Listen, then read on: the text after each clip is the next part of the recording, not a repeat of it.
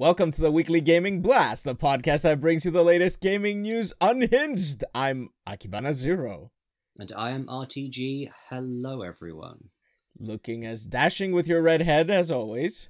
Why, thank you. Why, thank you very much. You're so complimentary. I just can't get over it. It's lovely. I'm in a good mood. with very good reason, obviously. Yeah. As always. Let's shake it up. How are you? I'm pretty good. Managed to see a new apartment today that I'm really excited about.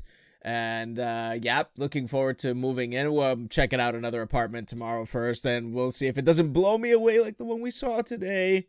Then I think we're gonna be moving somewhere in Preston Park. Ooh, nice area. Very nice area. Looks really nice and safe, peaceful, quiet, which I like. How about you?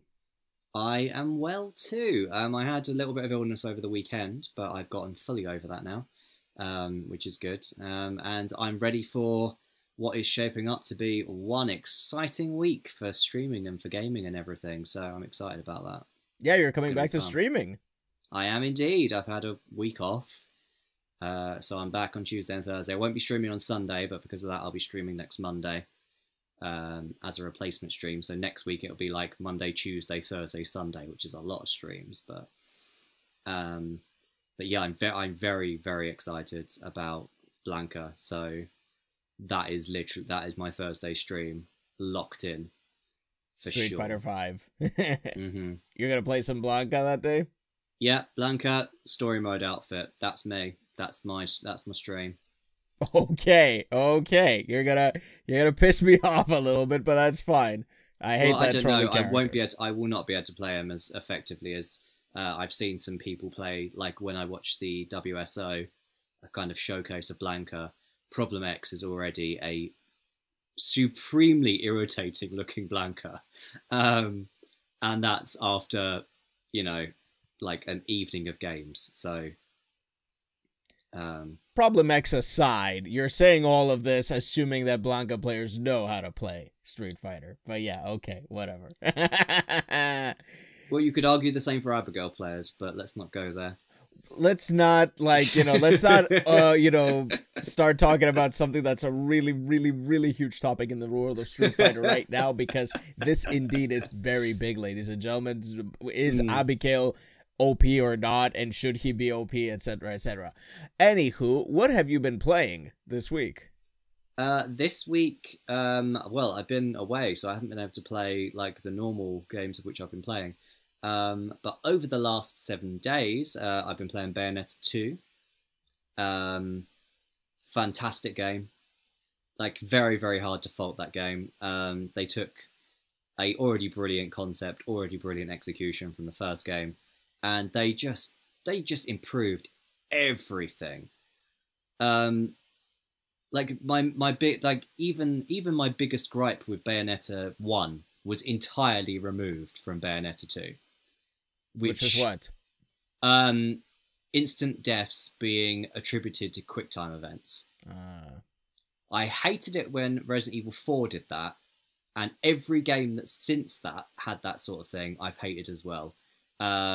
I hate QuickTime events at the best of times, but if they're linked to an instant death scenario, that is just poor design. And Bayonetta has those, but Bayonetta 2 does not.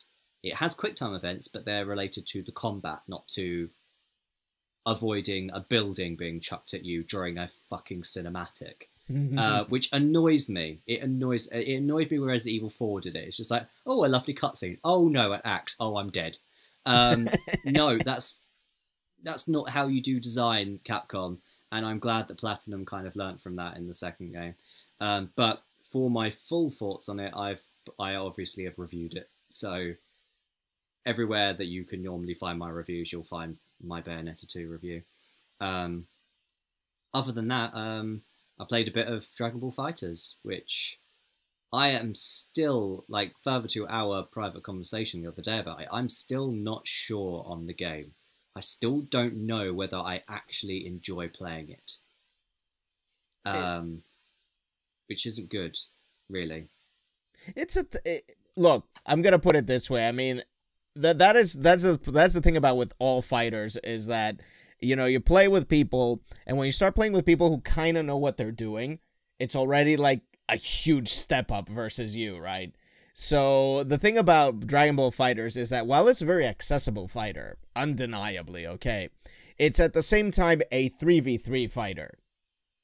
And that makes it kind of complicated. If you're not in the mindset of a 3v3 fighter, you're gonna be gimped in a certain way. So I'm not sure if you're used to doing tag-ins and using your assists and doing at least a few combos with your assists, you might be a little bit like having some struggles there. You're exactly right. I'm not used to assists or team-based fighters at all. I'm used to very much having one character and being on my own. So Central Fiction, Street Fighter V, Guilty Gear, Unist. Like my first foray into kind of a team-based fighter was Skullgirls, and even that I can't really play. But at least Skullgirls, I enjoy it, which I don't have that with Dragon Ball FighterZ, and I can't quite place why that is. Doesn't help that the netcode's a little bit irritating in that game as well. The netcode is shocking. I had a casual match, I think, online that had 21 frames of lag. I was like, this is unplayable. 21 frame delay. Like, I could enter in the Kamehameha motion and it come out next week. That's not ideal. That's kind of how each episode worked, right? Well, yeah, that's true. That is how it worked with the episode. So I guess canonically that's accurate. What have you been playing, if you've had time? Well, I've been, you know, dabbling in Skyrim, which I still can't believe I passed up back in the PlayStation 3 days. But yeah, it's amazing on the Switch. I'm making some progress, a little bit of progress with the little bit of time that I have. But I did manage to also kick off playing Nier Automata, finally, on my stream the other day, no less. And I have to say, Yoko Taro is the biggest troll ever with that opening stage. That you, spoiler alert, here for people, you die from the boss in the tutorial mode, you start from the beginning, like cinematics and everything, like you're starting a fresh playthrough, because you can't save in the tutorial at all. It's like, if you can't pass all of this, dude, you can't go into the game. Thank you, Yoko Taro, thank you. To be fair, that is kind of like, and I can't believe I'm making this comparison, that is kind of like Dark Souls. Tiny bit. Tiny bit. But thankfully you get to save in the game. Like, you find these little stations where you can save, and it's not really... And death is still kind of like Dark Souls, I will tell you. It's like you die, and you can go back to the body where it died, and you can retrieve all of your plugins and stuff like that. And you can also revive other people. Like, you find dead bodies of other players in the world, and you can revive them, which gives you bonuses. You can take something from their body and get bonuses. It's got really interesting death mechanics, I have to say. And I'm very impressed with the game so far, the little bit that I've played. And we're talking about a game whose demo made me consider it one of the games of the year for me, for last year. I'm going to have to consider that game at some point, once I can fit it in with the, you know, copious amounts of games I play. Watch my playthrough when I upload it to YouTube. That might help shape your opinion a little bit. Okay, I shall. That sounds fun. Getting a view out of RTG, ooh. Right. Because I'm so busy. It's like I'm that desperate for views, right? Anyway, let's just jump right into the show, because we got stuff to talk about. Let's jump right into the big controversial topic that's been buzzing lately, with our dear Jim Sterling at the helm of it, no less. We're going to talk about live services. Ubisoft's crusade to make every game out there have a 10-year life cycle. Boy, oh boy, this is not the industry that I enjoyed. No. And the worst thing about it is the way it's being described. It sounds so slimy and so disgustingly corporate. To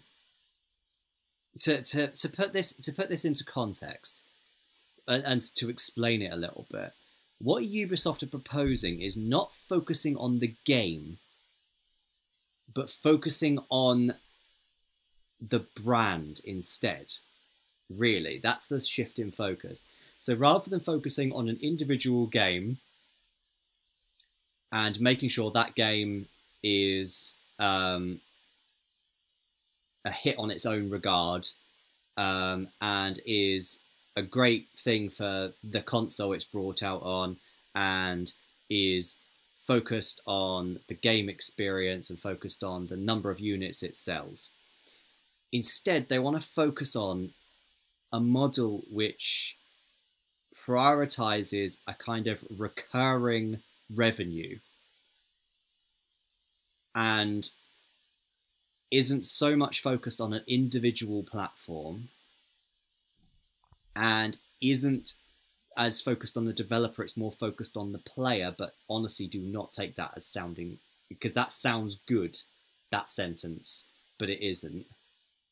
And they want to focus on a lifetime value of the experience rather than a number of units sold, which essentially what they want to do, and the way that they're going to do it is obviously going to be done in, to coin a phrase from Jim Sterling, as we've mentioned already, they are going to follow typical AAA methodology on this. So if people honestly think that these live services are going to be free to start with a kind of continual generated income for the company, which is what you'd expect by reading their dossier on it, no, they're still going to charge you the full price game. And then they're going to continually generate revenue off that same object, milking it basically into non-existence before casting it aside for the next trough for the rabid fans to gorge themselves at.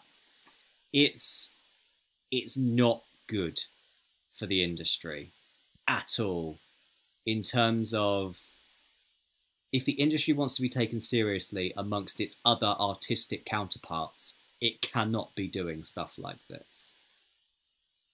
I have a quote here from Ubisoft CEO Yves Guillermo. Okay, new releases now only represent a part of our business, which is now focused on long-term engagement with our player communities. Nice little convenient word over there, communities. Our players not only play for more hours at a time, but do so over a period of months or even years. We are thus able to offer them new experiences and content, thereby extending the lifetime of our games, that word you used earlier.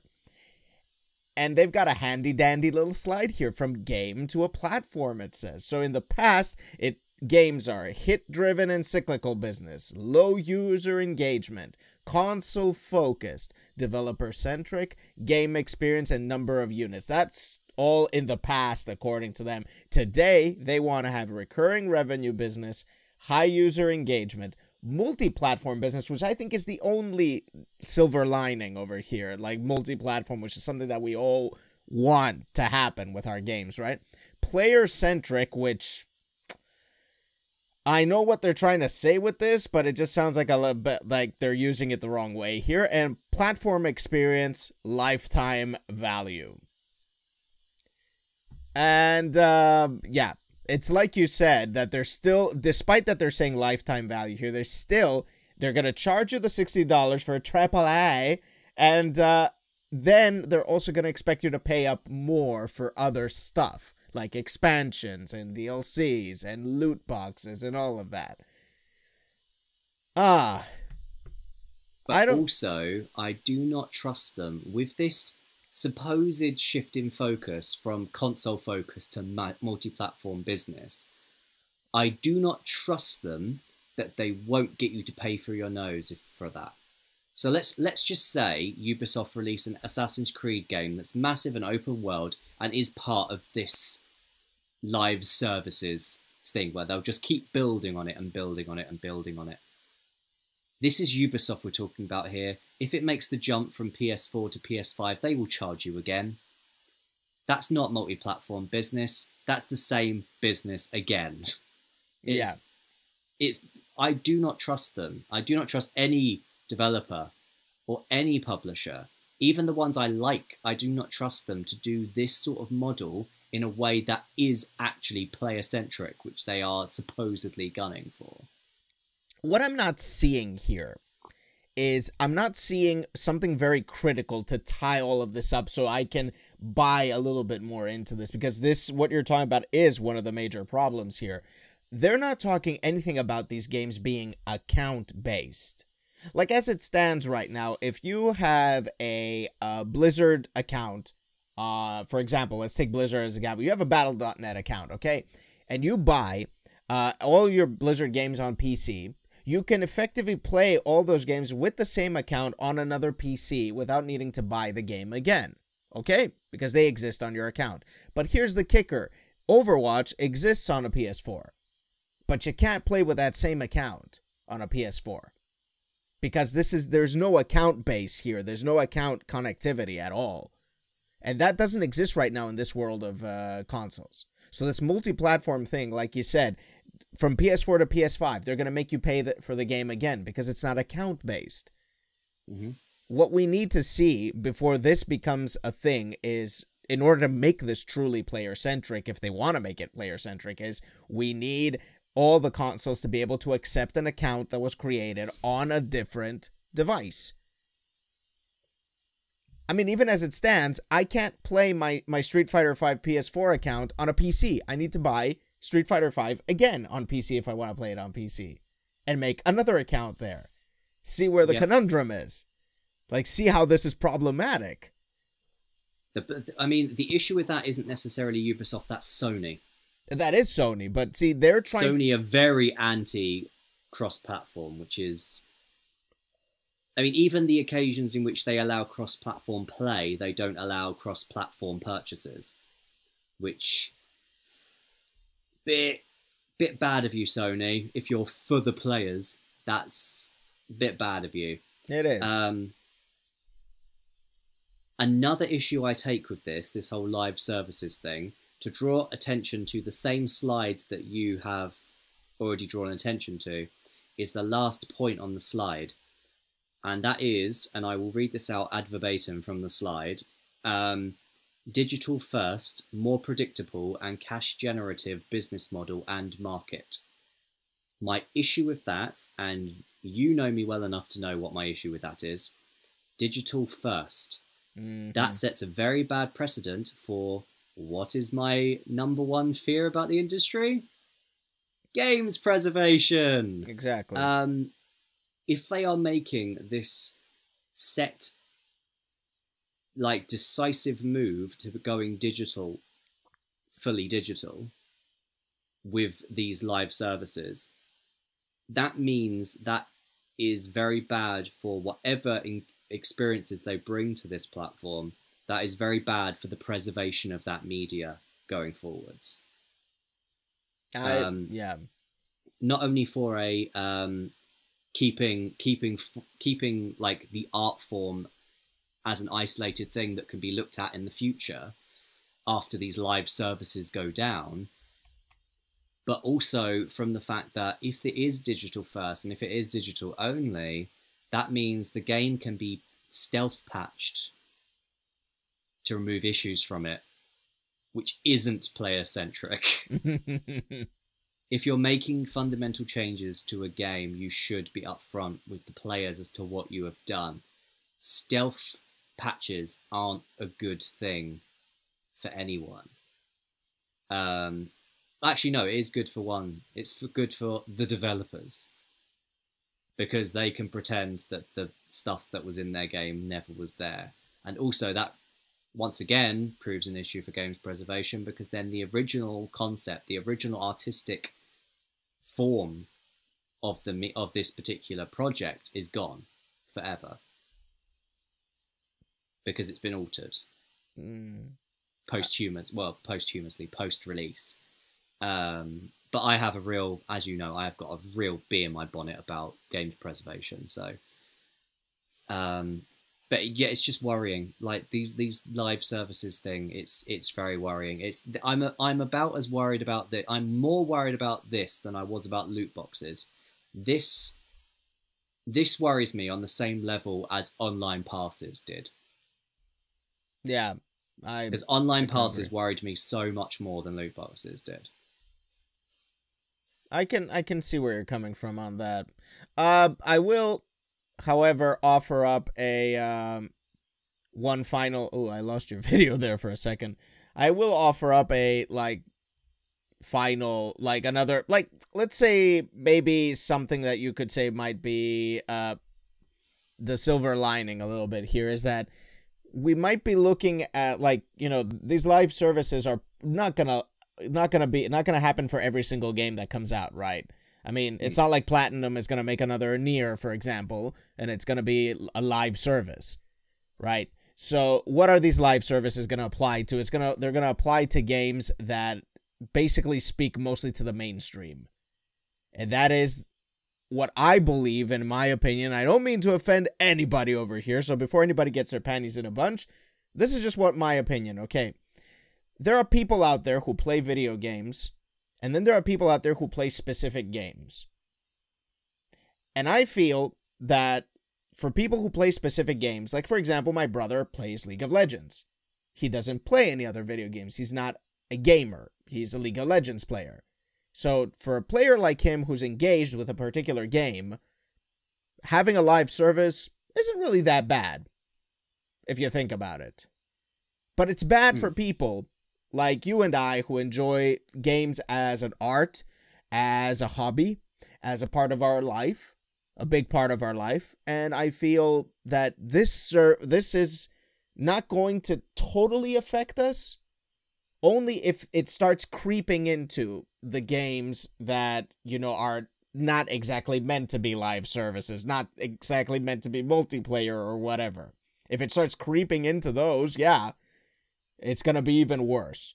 But I kind of feel like the silver lining here is that maybe this is going to be for the Call of Duties and the Destinies and the, the League of Legends of the world, basically. That's what it's going to apply to. Not that that's making it any much better, but that is probably the way it's going to be. Well, to riff off your point then, and to echo something that our Lord and Saviour Jim Sterling said, if they are going to do this, make the base game free. Don't take the mick out of us players, because we will bite back. We will. And we've proven it. Yeah, we have proven it. Look at Gamblefront 2. We have proven what we can do. Do not take the mick out of us. If you're going to go with these live services that are going to generate revenue over time, you have already proven that you do not need the revenue from the full price game sale. So don't do it. Especially if you're going to go digital first. Yeah, precisely. Yeah, if you're not going to give me a disc at the very least, yeah. And that is something I agreed with Jim a lot as well. It's like, yeah, you're going to make a live service? Fine, make it free. That's fine. No $60, no $70, no nothing. Make it free. That's all. All right, so let's jump into our news very quickly. Let's go for some nice bits first. Let's go for some nice bits, yeah. Yeah, some nice small bits of news. So we've had finally, for us fans of Kingdom Hearts, we finally had more info on Kingdom Hearts 3. Yay! I'm on a bit of a blackout, I'll be honest. Because I'm a big fan of Kingdom Hearts, I don't want to know too much. But what I do know is that we're going to have a release date revealed at E3 this year. Finally. And they have finally revealed the Monster Hunter. Oh, that'd be good. That would be awesome. The Monsters Inc. world. That's why because I just went Monster World. And I was like, Monster Hunter World. No, Monsters Inc. World. And the character designs look great. I've seen them. unfortunately, that was unavoidable. I'm on gaming Twitter. It's going to happen. But yeah, we've seen the Monster Hunter world. No, there it goes again. World. Make it happen. Square. Make it happen. So we've seen the Monsters Inc. world. We've seen the Toy Story world and stuff like that. So it's looking great. It is. I've seen the trailers and it's pretty cute. It's pretty fun. Looks pretty cool. I haven't played a lot of Kingdom Hearts. I have to say that the first Kingdom Hearts I actually played was, what was the one? The Triple D one on 3DS.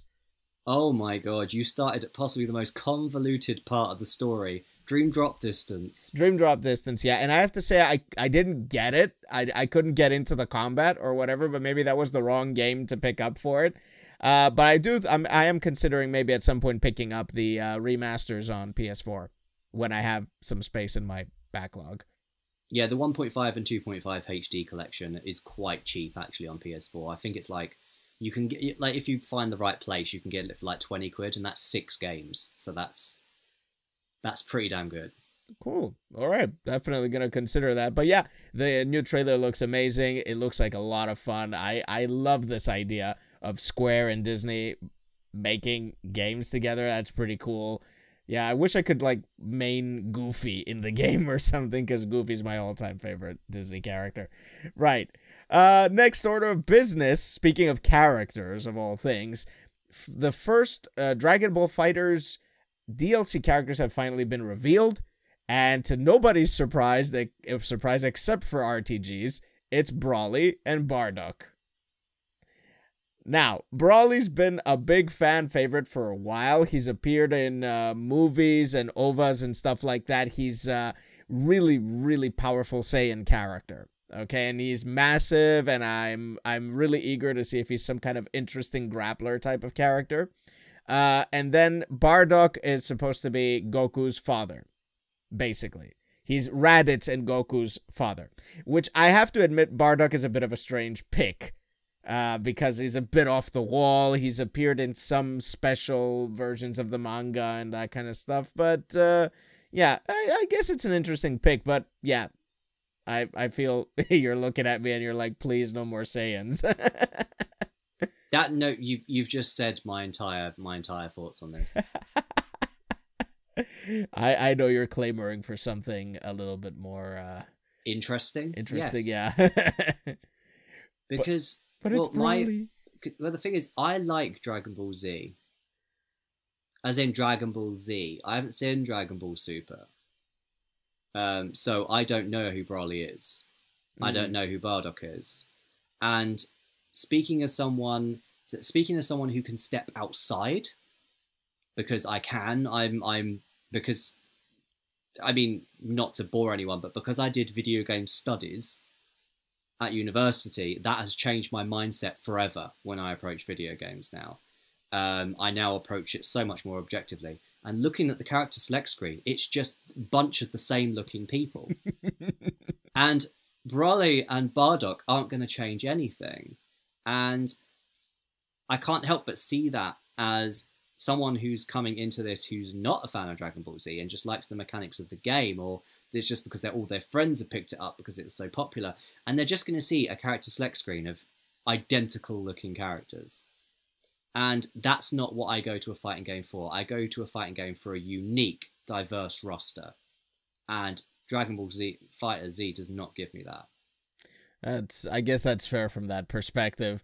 Well, I'm going to tell you something. Brawly put a smile on my face because I've been expecting this character for sure. I was pretty sure that we're going to put him in, so I'm happy about that. But I know what's going to make you happy, and it's the next piece of news we're going to talk about. Code Vein. Yeah, Code Vein. I'm so... Oh, from one thing Bandai Namco have done to another thing that they've done that impresses me versus doesn't. Code Vein has finally announced they do have multiplayer support coming. Woo! Which makes perfect sense, because in all fairness, unlike unlike Dark Souls, in Code Vein you constantly have 2 characters at a time, because you have you and your support character. So it makes perfect sense for that other character to be a player controlled character. It makes perfect sense. So yeah, Code Vein multiplayer multiplayer support. So I guess I'm dragging you along through Code Vein then, am I not, Akibana? I'm very excited for this game. Anime Dark Souls, yeah, sign me up for some, you know, anime style dying. I'm pretty excited to play this, and I like that they're having the co-op and stuff. Is it gonna be like Dark Souls, like you summon each other, or is it like straight up co-op multiplayer? It seems so, but then again, it is straight up co-op multiplayer with Dark Souls as well, but it involves summoning. Because you can play through the whole of every Dark Souls game in full co-op, should you choose to. With the exception of the final boss, I believe. Oh wait, no, you can do that from Dark Souls 2 onwards, you just can't do that with Dark Souls 1. But like all the Dark Souls games, you can do fully co-op, should you want to. Okay. Nice. Yeah, because I've done it. So, well, no, actually, I'm partway through Dark Souls 3 at the moment. But yeah. But yeah, I'm very, very excited about this. Code Vein has been on my radar for a long time, and I cannot wait to be able to play that game. Still no release date, eh? Nope. Well, that poster behind me is not coming down until I have the game. Yeah, that's fair. That's fair. It's an exciting prospect, to be sure.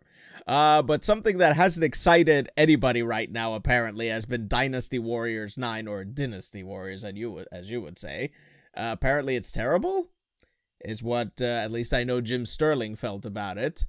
And yeah, I've got a little bit of Eurogamer here to help me out with what they feel is pretty bad about it. As an open world game, Dynasty Warriors 9 falls miserably flat, mistaking breadth for any kind of meaningful depth. You can take your horse and ride from one end of the map to another in a feat that'll take up to 2 hours, although you'll have fallen asleep in the saddle well before then. Apparently there's like a lot in front of you and not enough to do, which was kind of something that a lot of open world games suffer from. Breath of the Wild. Breath of the Wild is one of them, yeah. Although not as bad as they're making it out to be, right? But Dynasty Warriors, boring. I mean, you would imagine that again. Apparently it is. Apparently it is. I mean, I'm not a big fan of Dynasty Warriors, to be fair. Basically, my main interest in Dynasty Warriors is in the Hyrule Warriors, Dragon Quest Warriors, and Fire Emblem Warriors series. I have played Dynasty Warriors games in the past, and I have enjoyed them, but they're nowhere near top of my list in terms of games I enjoy. However, everything I've seen of Dynasty Warriors 9, I'm just like, that looks so dull. It looks so empty and so barren and so inflexible that they've kind of ruined it by making it open world. They really have.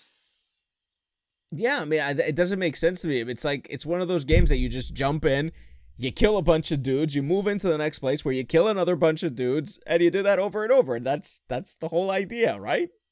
Mm-hmm. Am I missing something here? How can you mess that up? Apparently, you're missing the fact that they need to make it open world and put nothing in it. I hate this making everything an open world these days. I really, really do. I can't deny that. What's next? Open world Street Fighter? Oh, don't you dare. Do not do that, Capcom. Don't listen to him. Another case of not listening that we've had recently in the gamers industry is... I can't believe they've fallen prey to this. The System Shock remaster that has been on the burner for quite a while. It was funded on Kickstarter with I can't remember how much money it raised, but it was a phenomenal amount it raised on Kickstarter. But the project's got too big and they have put it on hiatus. This is an issue on so many levels, because if people funded this game on Kickstarter, they were excited about it, so you're going to annoy a hell of a lot of backers. Plus, also, this looks bad for the platform. It looks bad for Kickstarted projects in general. Because this isn't the first time a Kickstarted project has gone terribly, terribly awry against the will and the desires of the people that Kickstarted it. Mighty Number 9. So, it doesn't look great for the platform either. why did the devs allow themselves to get so sucked under as to mismanage this so badly? It's unfortunately the problem with the Kickstarter stuff, right? I mean, that's what's been happening a lot, and I mean, I can understand I can understand how like developers and are feeling like, yeah, we can do this, we can make this happen, but because they're getting so much funding, they all of a sudden they bite off more than they can chew. And the problem is because they want to be able to deliver the exact same amount of stuff and even better than what a massive conglomerate can. See, that was my whole idea that was my view of the whole Mighty Number 9 debacle, is that they tried to give us more than they could handle. Multi-platform releases and lots of DLC bonuses and this and that. Dude, I know you've made a lot of money from the Kickstarter, but make sure the game itself comes out and is good. Then we can worry about all the other stuff. Release it on a few platforms that you can manage. Then you can do the rest. Like, just tell that to you. I'm pretty sure the Kickstarter people who are funding this are not going to be like, I want the DLC right now. I want the little bullshit that you're going to give me with my pledge right now. I'm pretty sure they're not going to be like that. They're going to be understanding that you want the game to be the best it can possibly be. So that is the problem. That is the fundamental problem. Manpower and the fact that you don't have the backing of a massive conglomerate. That's what's ruining Kickstarter, in my opinion, with these things. Yep. And that's what's messing up System Shock right now. It's a real shame, by the way. Hopefully it doesn't stay on hiatus forever. Yeah, System Shock's been on my list of games I've really wanted to play for a long time, so I was hoping the remaster was going to come out so I could purchase it and give it a shot, but looks like I'm waiting, which is good because I've got a big backlog to clear, but I would like to kind of, you know, give this game a shot. It's got such a massive, massive kind of cult following. It feels a shame I've missed it until now, to be fair. Yeah.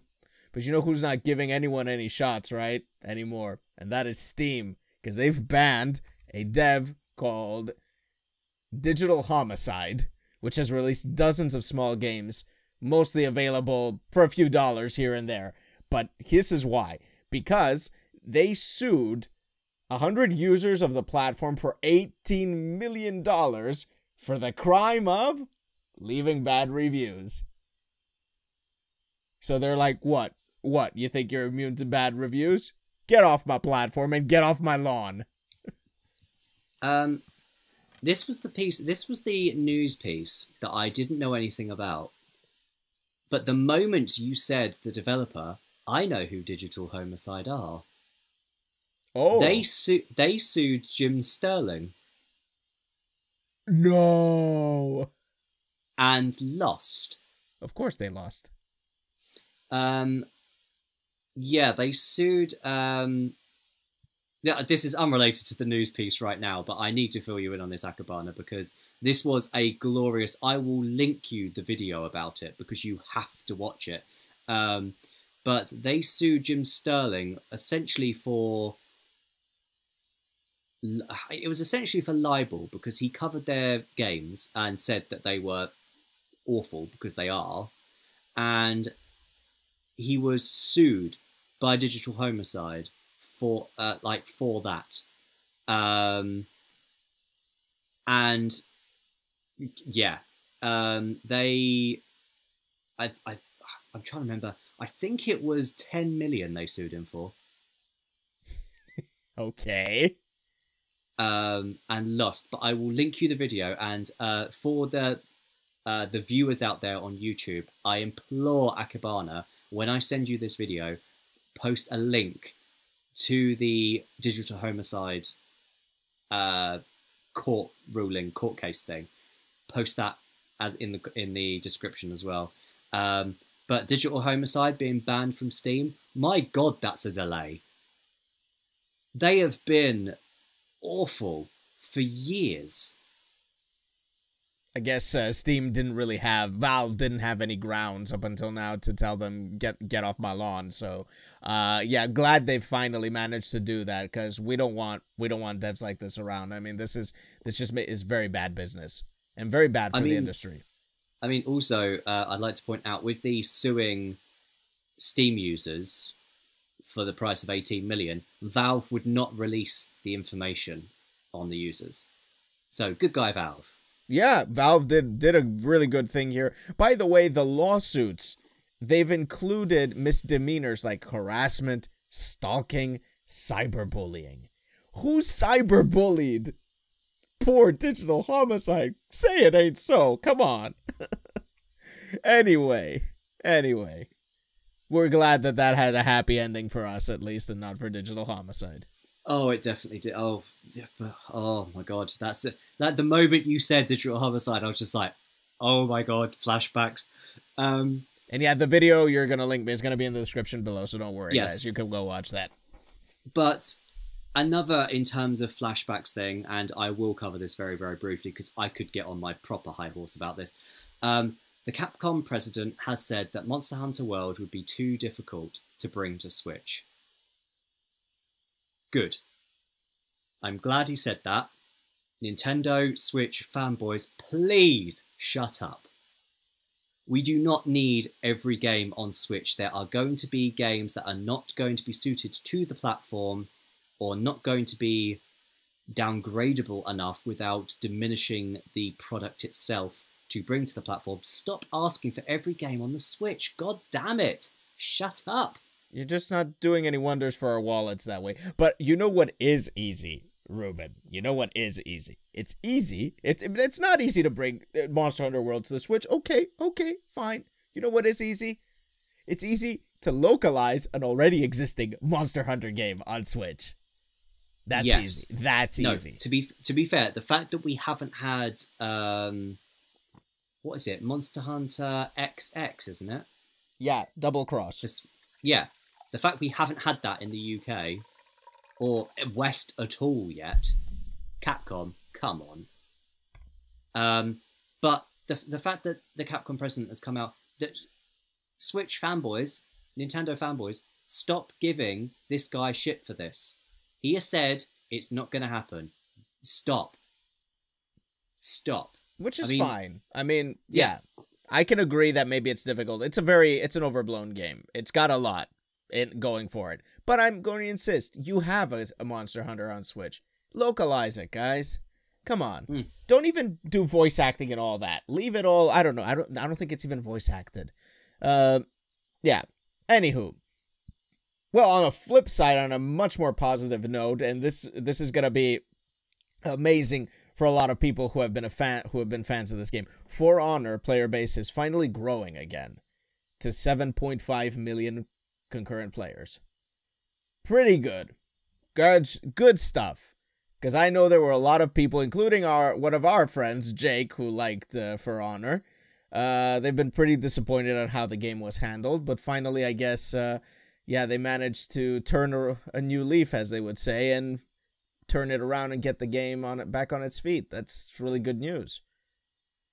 Yep, can't agree more. Like games like this, which have a fan base. If the player base grows, then more people are playing it. I'm more than happy. I don't play it, but if the player base is growing and it's getting more popular, I mean, I'm pretty sure it's due to the fact it's had a big update recently. But if any game that gives people joy, if there's more people playing it, that's more time you can be playing it with people. And for me, that's a great thing. So yeah, good news. Very good news for Honor. And it's a very unique game. Very unique indeed. Yep. Yeah. I mean, I've not played it, so I can't make a judgment on that. I know what the basics are of it, but I have no idea beyond that. More good news, although kind of mixed, depending on who you are. THQ has bought the publisher that publish... THQ Nordic, I should be specific here, actually, have purchased the Saints Row, Metro, and Dead Island publisher, which I believe is Deep Silver. Deep Silver, yes. Interesting thing about that, THQ sold Saints Row, and then THQ went under, and then Nordic bought THQ, and then became THQ Nordic, and now THQ Nordic has bought back Saints Row. Back. So it's gone full circle. it's almost theatre in its ludicrous, overcomplicated nature. But this is really quite. It's quite good actually to see a studio like THQ Nordic starting to grow. I heard a kind of industry pundit, I cannot remember who it was, say that they can actually see in a few years THQ Nordic being as big as like your Ubisofts and stuff like that, and I can actually see that happening. That would be great. I mean, THQ Nordic is pretty decent publisher / developer, so yeah, it would be great to see them grow a bit more. Maybe they haven't been doing too many shady practices right and left, so we'll have to see how that develops. But yeah, they've got Saints Row, Metro, which are really huge IPs under their wing. Back under their wing, I might have to say about Saints Row. Dead Island, I don't know much about it, but it's could be something that potentially could lead to something really, really good. That definitely probably means more Saints Row games, which is always nice.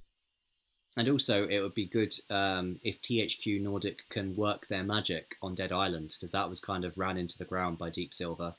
I don't think after the initial game, they kind of knew what they were going to do with it from there. And because of that, they've had diminishing returns in terms of artistic and kind of player experience, you could say, from the later games after the first one, in my personal opinion. Yeah.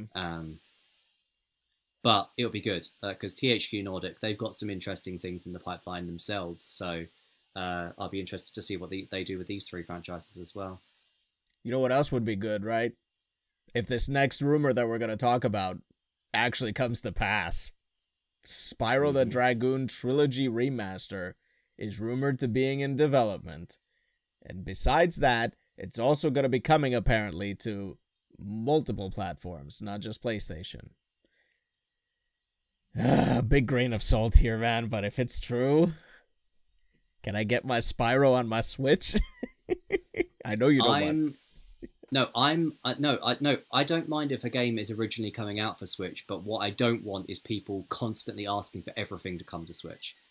If the developers bring it to Switch, they bring it to Switch, great. Don't whinge and bitch about it if it doesn't. Like the developer for Hat in Time got so much shit recently from Nintendo fanboys because he wasn't bringing Hat in Time to Switch. I'm just like, leave the poor man alone. But I'm more excited about this, the Spyro the Dragon trilogy. Well, if this is true, I am definitely more excited about this than I ever was about the Crash Bandicoot Insane trilogy. True. I like Spyro better. I've always been more Spyro than I have been Crash. Albeit Spyro is a lot easier, really. It's got some really complicated challenges in it, but overall, the original Spyro the Dragon game is easier than the original Crash Bandicoot. But I just much prefer the characters, I much prefer the worlds, and I would love to see them all remastered. Would love it. Agreed. Absolutely agreed. I mean, I think if all of the rumor that I have read about it is true, it is going to be timed exclusive for PS4. Not bad. Which is good because obviously the original Spyro trilogy was on the PS1, so that does kind of make sense. But if they bring it to Switch later, I might wait and get the Switch version. I doubt it. I'm probably going to get the PlayStation version, but I might wait. I don't know. But speaking of Switch, while we're on the topic, the Xenoblade Chronicles 2 New Game Plus update has been pushed back to March 2nd. So it's a slight delay, which obviously you have an issue with. Yeah. But I would much rather it be ready. Yeah. If I'm perfectly honest. Yeah, no, I can agree with that. But it's a really good update. It's a very good update. Not just giving you New Game Plus, gives you like a bunch of new blades, like certain characters and certain blades you're gonna be able to get them as rare blades, which is amazing. They're adding, like, the New Game Plus basically will transfer everything. You transfer everything, you keep everything basically, except for the story progress, of course. And yeah, I mean, overall, it feels like a really good update that, you know, they could have, if they wanted, included in the expansion pass, but they didn't. They're giving it for free for everybody. Yeah, I mean, Monolith know what they're doing by now. And really, with the expansion pass, they haven't gone too overboard with it, either in price or in locking away things that should have been in the game. And because of that, I think Xenoblade 2 is, in terms of the Switch, possibly one of the better games in terms of DLC practices. Well, paid DLC practices. So the fact that New Game Plus is a free, like just a free, it's just essentially it's another bit of the expansion pass, but it's a bit you don't pay for. Great, fantastic. Yeah, I think it's this amount of content for free is great, and Nintendo really have been quite good for free content. When you look at ARMS, look at Splatoon, Splatoon 2. Sorry, I should specify. They've been quite good with free content. Yeah, they've been nailing it a lot. I'm glad, because that means that they're going to start cementing a lot of better practices into the industry, because right now they're becoming the big boy once again, which is really, really awesome. Right, so that's going to do it for all the news bits. Let's move on to, well, not something that I would call like the really big talk right now, but we're going to discuss this a little bit more extensively, and that is the BlazBlue Crosstag Battle recent info dump, which has to do a lot with pricing information in the West, particularly the US, because we still don't know what's going on with the European version. Thank you, P-Cube. It's also about like how much the DLC costs and what we can expect. Also, we have new characters that we've revealed them already in the previous podcast, right? I don't remember. Did we do that? I don't think so. Yeah. Anyway, let's start with pricing. So the base game is at $50. Correct? Yes. That it takes the character pass or season pass or whatever you want, that gets you all the DLC characters at $20, taking it all up to a nice magical $70, which is exactly what Maury was talking about when he was explaining the pricing. So yeah, good stuff there. $50 for the base game of 22 characters for free, I think is pretty decent, considering the pricing model of other fighting games. Considering also that the game is going to have a full voice story mode with 2 voice acting languages, Japanese and English. That is another thing that they talked about. And they've also revealed that the first DLC pack, which is going to include Orie,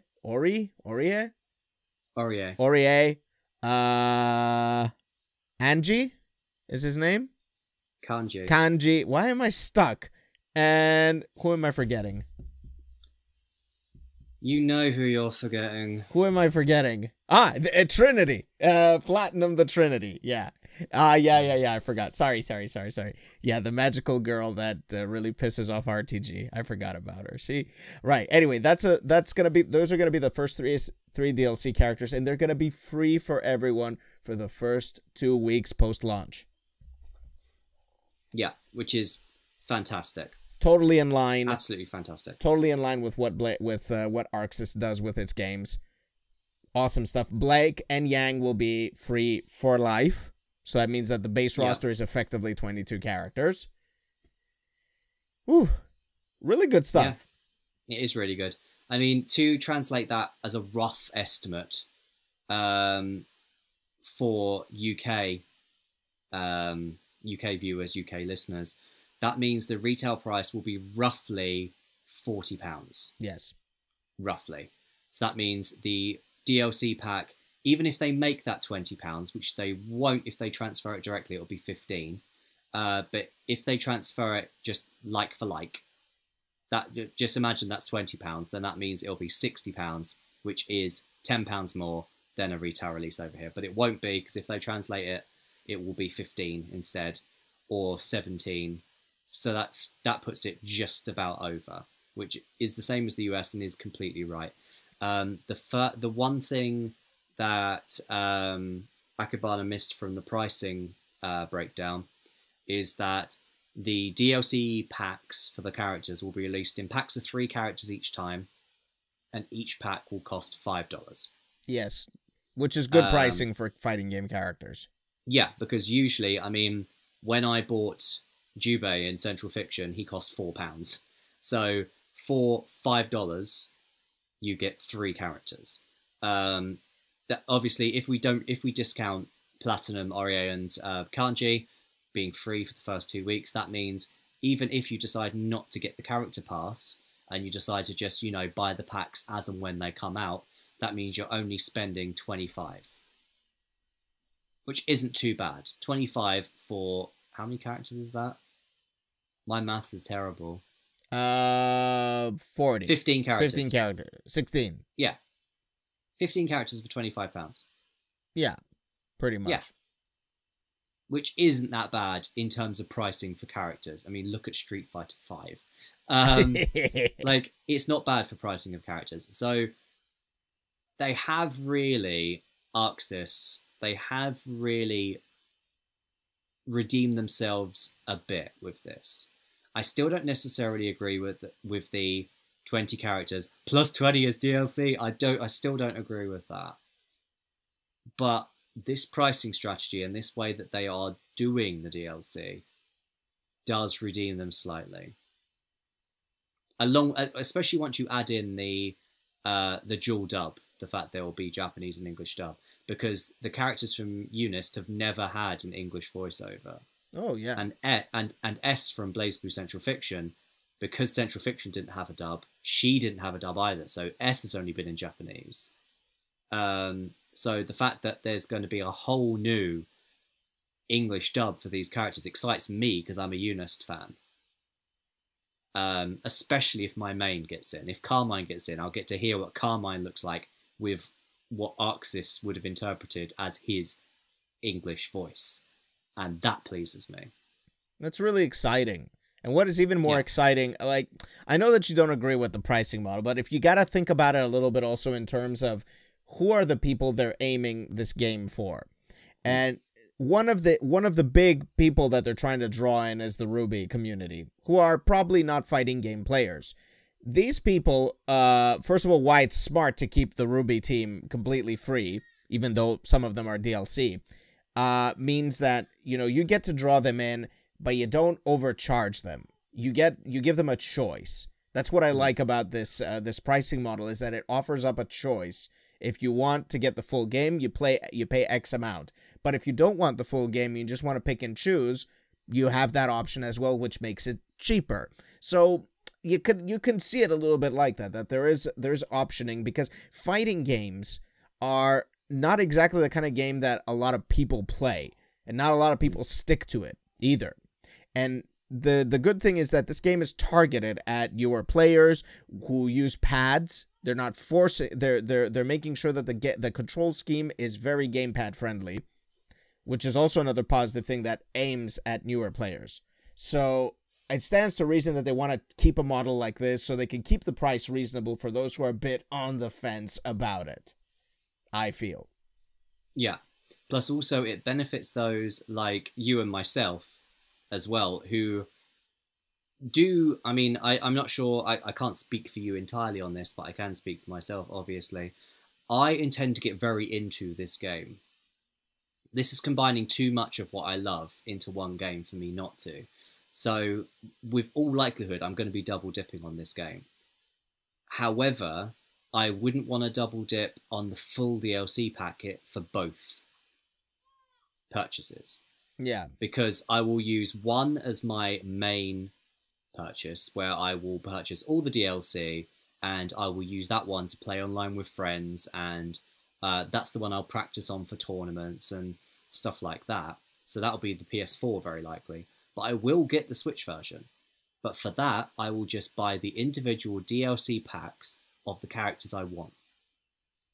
And that's fair enough. And I'm glad I've got that option. So even if I do purchase the game twice, I will get it once for, say, 60, and then the other time for, say, 45. Which is cheaper than 120 overall to get both with all DLC. And overall, it's a generally much better deal than a lot of other fighting games out there. I mean, think about Street Fighter. A season pass is $30, and it's 6 characters. Mm. Granted, you could say that, well, they're much more fleshed out as characters because it's not a crossover game. So there are fewer moves, or I don't know how you want to interpret it, because I'm pretty sure people will want to interpret it. But let's not forget that there are going to be some characters here that need to be redrawn. They need to be calibrated and put into this world so they fit somewhat well with each other. It is a process because it's a hand-drawn game. It's not as easy when it than with 3D models. So yeah, it's and also it's gonna come out with the story right off the bat, which is something that Street Fighter didn't do at launch. Even though the story mode came for free. And there are fighters out there that don't really come out with all the content that they're supposed to have. So overall, I think, I don't want to sound like I'm overly praising Arxis here, because for sure, they stumbled when it came to the marketing. Yeah. But overall, definitely. I think it's going to be a great fighter. Yeah. And it's going to deliver on a lot of fronts. And also to kind of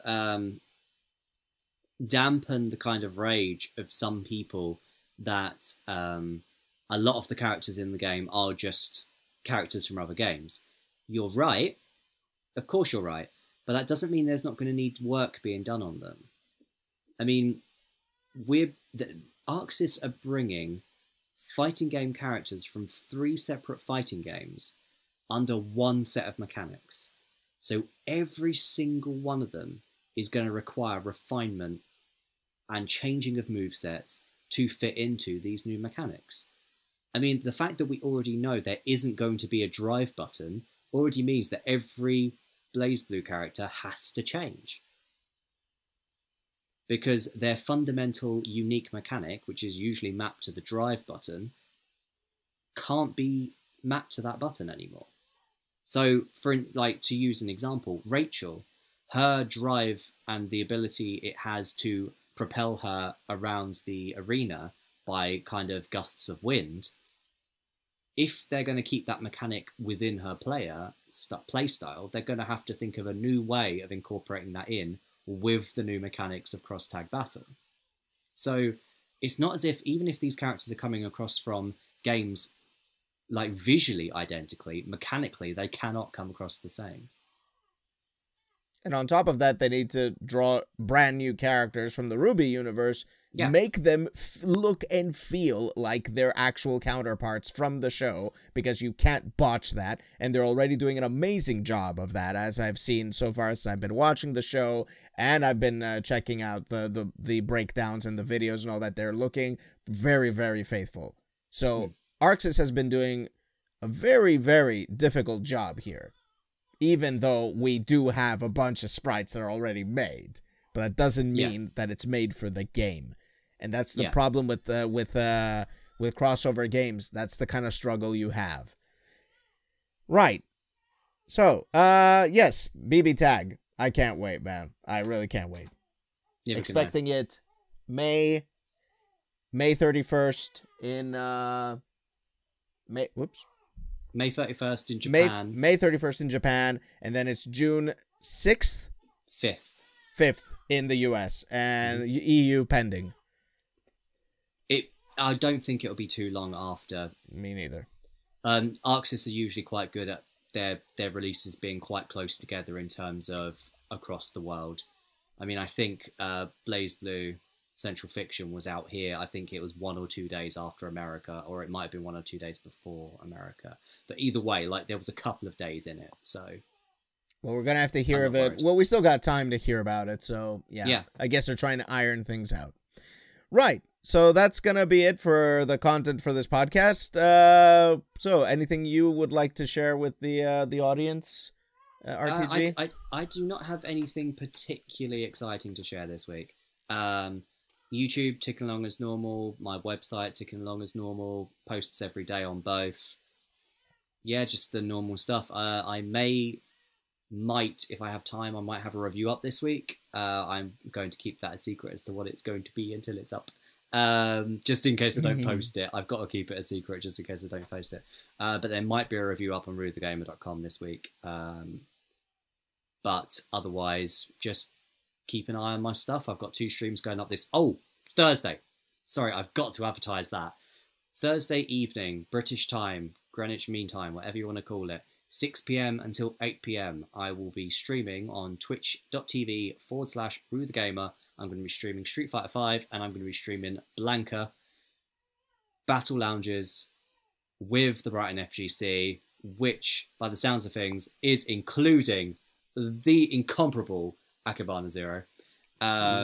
So, yeah, I mean, I'm only going to be playing Blanca. The other guys can play whoever the hell they want. But I'm going to play Blanca, and it's going to be fun. We should all play Blanca story costume. Do it. All of us. Just a proper, just like a proper felt costume lobby. But yeah, that's going to be that's going to be my stream on Thursday. So please come and join it. It's going to be immense fun.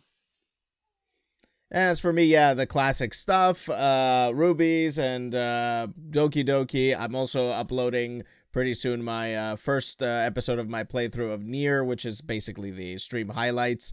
Well, basically the beginning of the playthrough, but I will continue that going forward on YouTube. So yeah, that you can look forward to that, hopefully.